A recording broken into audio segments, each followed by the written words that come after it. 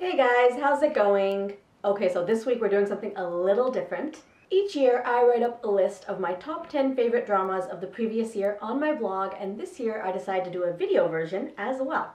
I usually have a really hard time coming up with 10 solid shows to recommend at the end of every year, but this year I feel like I struggled to limit it to only 10 shows. As a disclaimer, I only include completed shows on my list. So for example, if you're expecting to see shows from 2017 like Baghi, Mujhe Jeene Do, Dal Dal, etc., those shows are still running in 2018, so they will probably be featured on the list for next year, assuming that they end well. Alright, so let's talk about my favorite Pakistani dramas for 2017. At the number one position is Yaqeen Ka Safar. By far the best show of 2017, Yaqeen Ka Safar is cemented at that number one spot. No other show has been able to come even close. The story tells the tale of two individuals, Zubia and Asfandiar, who, on their individual paths, face loss, shame, and grief in life. Fate intervenes when Zubia takes up a job at Asfandiar's hospital. It is here where the story truly begins, healing begins, and we see the light at the end of the tunnel. This drama depicts a realistic take on life, love, and family. And the emotions depicted are both agonizing and endearing. This is a show I would wholeheartedly recommend to everyone. At the number two spot for this year is Sange Marmar. This show is a story of love, hate, family feuds, revenge, family, and the effects of long-burning rage. Sange Marmar focuses on Gulistan Khan and his family. The story begins with deception and a case of mistaken identity. This case of mistaken identity not only sends Shireen's life into a tailspin, but affects Gulistan Khan's family and his entire existence. There are shades of gray in every single character, and that's what makes the story so fascinating. Despite the emotional highs and lows, believe me, there are a lot of lows, it is a treat to watch. Noman Ijaz is the backbone of the show, and his character detestable and lovable at the exact same time.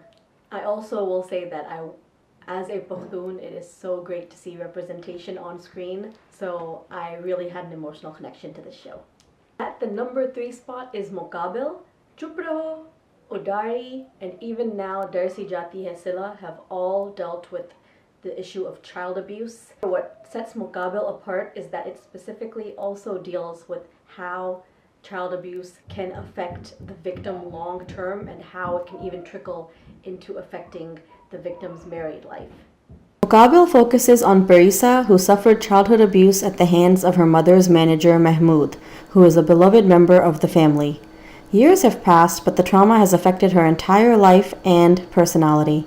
When Parisa decides to marry Mahmood's son Arman, the lives of all three characters are led down a path from which there is no return. The love story is unusual, beautiful, and riveting, and despite a completely impossible situation, makes you really root for these characters to somehow make it work. All of the performances in this show were incredible. I cannot praise them enough. Asif Raza Mir is amazing as Mahmood. You really feel what he's going through, and it's amazing that he has taken a character that should be completely black and really made you see the different layers of him. Mohsin Abbas Heather is always great to watch and listen to. He is so natural that you believe he is the character, and he has mastered the art of emoting with his eyes. As Arman, he is perfect. A story of healing, redemption, and love, Muqabil presents the audience with a story that is not only memorable, but is also important. At number four is Mohabbat Tumse Nafrat Hai. This drama is the kind of story that moves so slowly. The dialogues are coded in poetry, the acting is so subdued, and before you can even think, what is the story here? You have already been transported into Khalil Rahman Qamar's written world. The shy and sweet Gulrez is in love with Maheen, and their family decides to get them engaged. Enter Waqar, a cousin from London and Maheen's childhood enemy.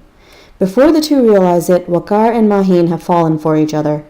What starts off as a love triangle between cousins turns into a whirlwind of emotional drama and heartbreak. This show may start off slow, but it emerges as a powerhouse of a show and leaves the viewers grappling with a plethora of emotions by the end. At number five is Sami. Sami is a drama that consists of a really great ensemble cast. On Sami's wedding day, Sami's brother murders her fiancé. In exchange for their son's freedom, Sami's parents agree to Sami's marriage as punishment for the actions of her brother. She is ultimately given to the Chaudhry of the village as a bride for his 12-year-old son. It is from here that Sami's problems really begin, and several lives are turned upside down. Sami also marks the acting debut of both Bilal Khan and Ahad Raza Mir, who are emerging to be really strong players in the television world right now. Sami is the story of the plight of women, not only in rural Pakistan, but in Pakistani society as a whole. While this is not light-hearted fare, it is a show that I think everyone should watch. At the number 6 spot is Bin Roy, which ended in January of 2017, just making the cut to be featured on this list. While this story is old wine in a new bottle, what a great new bottle. Bin Roy essentially follows two sisters, Saba and Saman, in love with the same man. High on emotions, we see Saba struggling with her feelings and emotions, especially when seeing that Irtiza's heart belongs to Saman. After tragedy strikes and Irtiza is suddenly presented to Saba on a platter, her grief, turmoil, and intense guilt takes over her life. This particular story focuses more on the emotions involved with such a situation. What I love most about this story was that there is no negative character. It's interesting to watch this story only because these characters are written as such nice people. Had there been any vamp-like behavior, I think this show would have gone to the dogs. But because these characters are so real, you sympathize with everyone involved. It's a beautiful show, both emotionally and visually. I won't let you down. You won't let me down? Yeah. Okay, thanks. Thanks for not letting me down. At number 7 is Janna Havel, which is, surprise, the story of two sisters in love with one boy. Janna Havel focused on the love story between Nida and Zaki, and Haya and Zaki, and the emotions that come into play when the heart doesn't understand what it wants. What makes this show different is that it is light-hearted. Despite some flaws and issues with the story here and there, this show was different from most shows out there. They attempted to deliver something new. Ali Akbar and Yumna Zaidi as a couple, they have such good chemistry that you feel like they are actually a couple. If you haven't seen this show, I would recommend watching it on a day where you're just hanging around the house, you're having a lazy day. You just want to watch something fairly frustration-free, silly, and lighthearted. At number 8, Khuda Mein Rabhi brought a new story to the forefront, a story that focused on a transgender child and his place in Pakistani society. Khuda Mein Rabhi presents us with Magul and Zain, a happy couple whose life falls apart when their child is born transgender. Unable to see eye to eye on how to deal with the situation, Magul and Zain's lives head in separate directions. How their child is affected by their actions and the world's views is the basis for the story. Situations depicted in this show are heart-wrenching, and they really make you feel for the situation and the plight of transgender people in Pakistani society. For God Qureshi, who has till date failed to impress me, is really the breakout star of this show. How the birth of a third gender child affects and essentially breaks apart a marriage and affects all of the relationships connected is the crux of the story, and it was played out beautifully. At number 9 is Kuch Na Kaho. This show went on for 47 episodes. That being said, there was not a single dull moment. A story focused on two sisters, two brothers, and the secret, invisible, silent bond that both connects and separates the two couples is the basis on which the story rests. I looked forward to watching this show and waited for each episode with anticipation. Was it without flaws? No. But was it possibly one of my favorite shows of the year? Definitely. Last but not least, at the number 10 position is Shadi Mubarako. A show that consisted of solid comedy from beginning to end. This show came like a breath of fresh air. Resting on the tried and tested formula put into place by the Bharat series, Shadi Mubarako follows the love story between a young couple and the chaos that ensues leading up to their wedding.